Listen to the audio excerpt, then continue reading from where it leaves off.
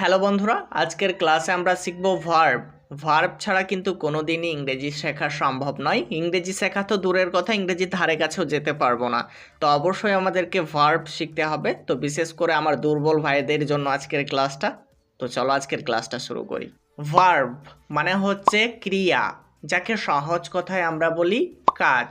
তো একটা সত্যি কথা বলি, আমার অনেক দুর্বল ভাইয়েরা রয়েছে, তারা ভার্ব মানে বোঝে যে কাজ, তবে কাজ বলতে তারা বুঝে থাকে গায়ে গতরে খেটে যে কাজ হয়, অর্থাৎ শারীরিকভাবে যে কাজ হয়, যেমন গাছ কাটা, ধান কাটা, মাটি কাটা, গাড়ি চালানো, এই সব কাজকে বুঝে থাকে।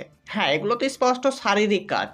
আসলে আমরা এগুলো চোখে দেখতে পাচ্ছি তাই মেনে নিচ্ছি এগুলো কাজ, কিন্তু অনেক ভার্ব রয়েছে বা ক্রিয়া রয়েছে, যেমন ভাবা, ঘুমানো, হাসা, কাঁদা, কথা বলা, এগুলোও যে এক একটা কাজ, এগুলো আমার অনেক দুর্বল ভাইরা সেটাই বোঝে না।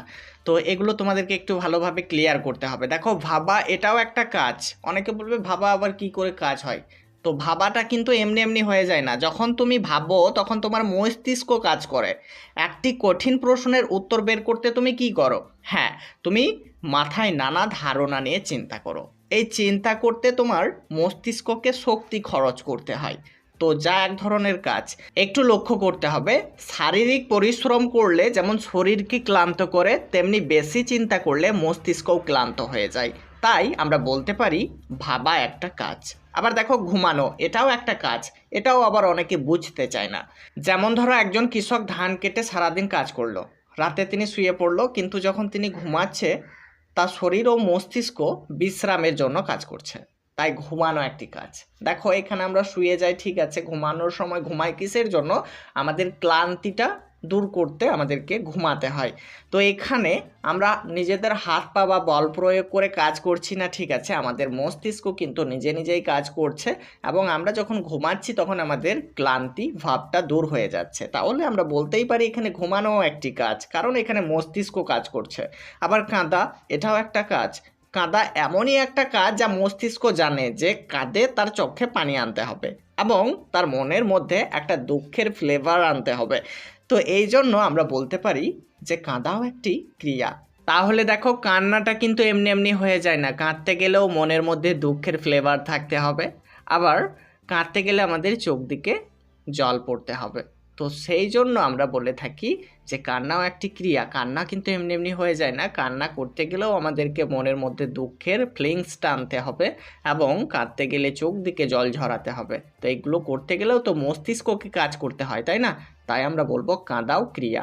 তাহলে তোমরা নিশ্চয়ই বুঝতে পেরেছো, কাজ শুধু গায়ে গত রেখেতেই হয় না, বরং মানসিক কাজ হয়, যেমন ভাবা অর্থাৎ থিঙ্ক, শেখা অর্থাৎ লার্ন, অনুভূতির কাজ যেমন ঘৃণা করা হেট, ভালোবাসা লাভ, অবস্থার কাজ অর্থাৎ অবস্থার কথাটা জানতে পারি কাজটা কোন অবস্থায় হচ্ছে, যেমন বসা সিট অর্থাৎ বসা অবস্থায় হচ্ছে, ঘুমানো স্লিপ এটা ঘুমানো অবস্থায় হচ্ছে। তো এই অবস্থার কথাটা আমরা জানতে পারি। চলো একটা মজার গল্প শুনি এবং ভার্বকে আয়ত্ত করে নিই। সেন্টেন্সপুরের দরিদ্র ভাবুয়া এবং তার মজদুরি। এখানে ভাবুয়া বলতে ভার্বকে বুঝিয়েছি। এক দিনের কথা, সেন্টেন্সপুর নামে এক অদ্ভুত গ্রামে একজন দরিদ্র মজদুর বাস করত। তার নাম ছিল ভাবুয়া। ভাবুয়া খুবই গরিব ছিল, তাই তাকে প্রতিদিন মজদুরি করে পেট চালাতে হতো।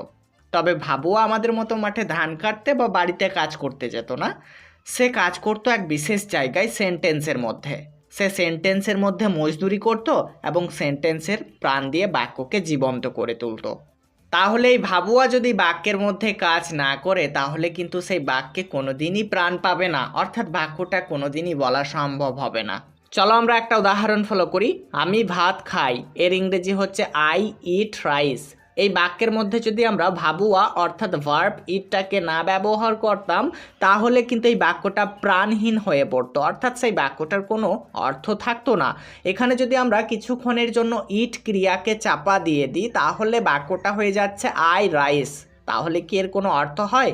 আই রাইস মানে আমি ভাত, এটার কোনো অর্থ হচ্ছে না, কোনো অর্থ হচ্ছে না। তাই আমরা কোনো দিনই ভার্ব ছাড়া বাক্য সঠিকভাবে অর্থ প্রকাশ করা যায় না।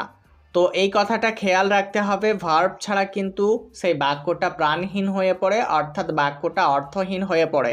আমরা অবজেক্ট ছাড়া বাক্য বলতে পারবো এবং অবজেক্ট ছাড়া বাক্যটাকে সঠিকভাবে প্রকাশ করতেও পারবো। যেমন দেখো এখানে রাইস হচ্ছে অবজেক্ট, এটাকে কিছুক্ষণের জন্য চাপা দিয়ে দাও, তাহলেও কিন্তু আমরা বাক্যটা খুব সহজেই অর্থ করতে পারবো এবং বুঝতে পারবো। আই ইট মানে আমি খাই, এটা খুব সহজেই বোঝা যাচ্ছে। তাহলে অবজেক্টের কোনো বাক্যে প্রয়োজন না থাকতেও পারে, কিন্তু প্রত্যেকটা বাক্যের মধ্যে ভার্বের প্রয়োজন থাকবেই থাকবে। আমি যাই, এই বাক্যে যাই হচ্ছে একটা ক্রিয়া অর্থাৎ কাজ, তো এটার ইংরেজি হবে আই গো। এখানে গো একটা ভার্ব। ঠিক তেমনি করে যদি বলি আমি যাচ্ছি, তো বলতে হবে I am going. I am going এই বাক্যে কিন্তু দুইটা ভার্ব ব্যবহার করা হয়েছে, একটু ভালোভাবে লক্ষ্য করো।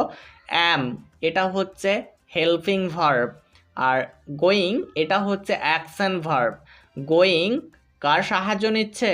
হ্যাঁ, অ্যাম এর সাহায্য নিচ্ছে কাজটা যে প্রেজেন্টে হচ্ছে সেটা জানিয়ে দেওয়ার জন্য।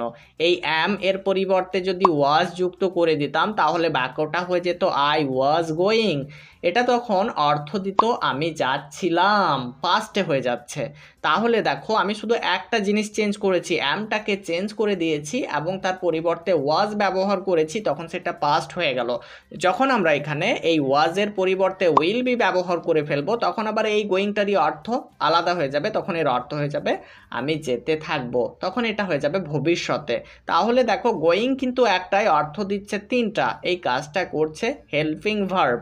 এখানে হেল্পিং ভার্বের কাজ হচ্ছে মূলত অ্যাকশন ভার্বকে সাহায্য করা, যে কাজটা আমি প্রেজেন্টে করছি নাকি পাস্টে করছি নাকি ফিউচারে করছি এটা জানিয়ে দেওয়া। তো সেই হেল্পিং ভার্বগুলোকে অবশ্যই একটু ভালোভাবে মাথায় রাখা দরকার, যেমন do does did, am is are, was were, have has had, will shall, এগুলোকে আমরা হেল্পিং ভার্ব হিসাবে ব্যবহার করে থাকি। এই ক্রিয়াগুলোকে আবার বি ভার্বও বলা হয়। বি ভার্বের ক্লাস আমি আগে থেকে দিয়ে রেখেছি, যদি তোমরা ক্লাসটা করতে চাও। সেটাও একটা অসাধারণ গল্পের মাধ্যমে বুঝিয়েছি বি ফ্যামিলির জীবন। তো যদি ক্লাসটা করতে চাও ডেসক্রিপশন বক্সে লিঙ্ক দেওয়া থাকবে, সেখান থেকে করে নিতে পারবে। ভার্বের অনেক ভাগ রয়েছে, তবে অনেক ভাগ মাথায় রাখার দরকার নেই, শুধু তিনটে ভার্বকে মাথায় রাখবে। একটা হচ্ছে অ্যাকশন ভার্ব, 2 নম্বরে হচ্ছে বি ভার্ব, 3 নম্বরে হচ্ছে হেল্পিং ভার্ব। এই তিনটা না জানলে কোনো দিনই ইংরেজির ধারে কাছে যেতে পারবে না। তাই আমার দুর্বল ভাইদেরকে শুধু এই তিনটা জিনিসই আমি মাথায় রাখতে বলছি। অ্যাকশন ভার্ব এগুলোকে তোমরা একটু ভালোভাবে দেখে নিও, অনেক রয়েছে অ্যাকশন ভার্ব। কয়েকটা উদাহরণ দিচ্ছি, do, go, it, run, give, এগুলো সবই হচ্ছে অ্যাকশন ভার্ব। তো এগুলো অবশ্যই তোমরা একটু ভালোভাবে দেখে রাখবে।